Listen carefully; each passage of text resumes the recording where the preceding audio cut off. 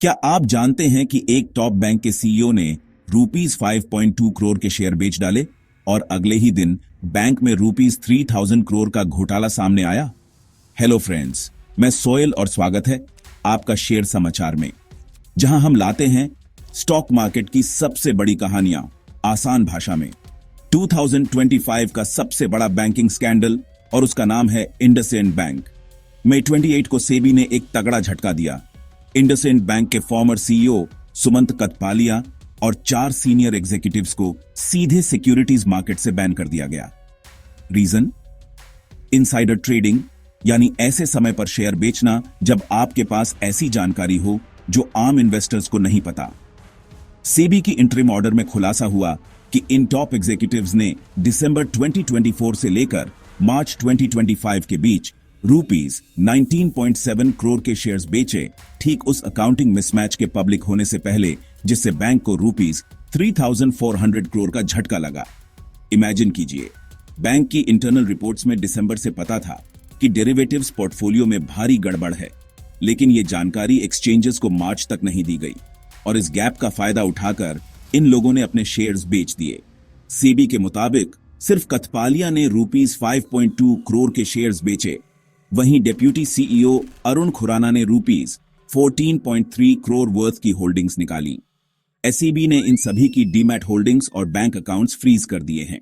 अब ट्विस्ट ये है, इतने बड़े घोटाले के बाद भी इंडसइंड का स्टॉक गिरा नहीं बल्कि बढ़ा। मई 29 को स्टॉक में आया 1.32% का उछाल, और वो भी ऐसे समय पर जब मार्केट में डर फैला हुआ था। मनी कंट्रोल की रिपोर्ट के मुताबिक मार्च से ही गवर्नेंस रिस्क प्राइस में फैक्ट हो चुका था, क्योंकि तब स्टॉक 27% क्रैश कर गया था और मई के एंड तक कुछ स्मार्ट इन्वेस्टर्स इसे वैल्यू पिक मानने लगे। क्यों?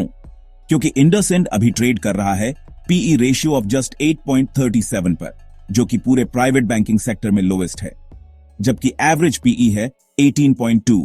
प्राइस टू बुक रेशियो सिर्फ 0.8x, मतलब स्टॉक की कीमत उसकी बुक वैल्यू से भी कम है। ऐसे वैल्यूएशन पर तो यस बैंक भी क्राइसिस के समय 1.1x पर ट्रेड कर रहा था। गवर्नेंस इश्यूज किसी भी स्टॉक को जमीन पर ला सकते हैं, लेकिन वही मौका स्मार्ट इन्वेस्टर्स के लिए जैकपॉट भी बन सकता है। अगर आप एक रिटेल इन्वेस्टर हैं, तो इस केस से आपको मिलती है 3 इंपॉर्टेंट सीख। पहली, हमेशा कंपनी की गवर्नेंस हिस्ट्री चेक करें। एसईबी की स्कोर्स वेबसाइट पर जाएं, जहां कंप्लेंट्स और एक्शन हिस्ट्री अवेलेबल होती है। दूसरी, बड़े अनाउंसमेंट्स या क्वार्टरली रिजल्ट से पहले प्रोटेक्टिव पुट्स खरीदने की स्ट्रैटेजी अपनाएं, ताकि डाउनसाइड रिस्क हेज हो जाए। तीसरी, बैंकिंग एक्सपोजर को डाइवर्सिफाई करें।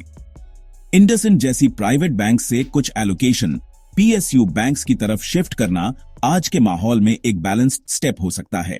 मार्च 11 को जब यह डिस्क्रिपेंसी पहली बार मार्केट में डिस्क्लोज हुई, स्टॉक ₹606 तक गिर गया था, लेकिन जिसने वहां बाय किया, आज उसको मिल रहा है 24% का रिटर्न सिर्फ 2 महीने में। एसईबी का यह एक्शन प्रूफ है कि रेगुलेटर अब और तेज हो गया है।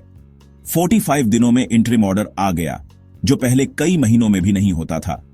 एसईबी के चेयरमैन तुहिन कांटापेंडी का साफ मैसेज है, zero tolerance for insider misconduct. तो क्या इंडसइंड क्राइसिस एक डाउनफॉल की शुरुआत है या वैल्यू इन्वेस्टिंग का गोल्डन मौका?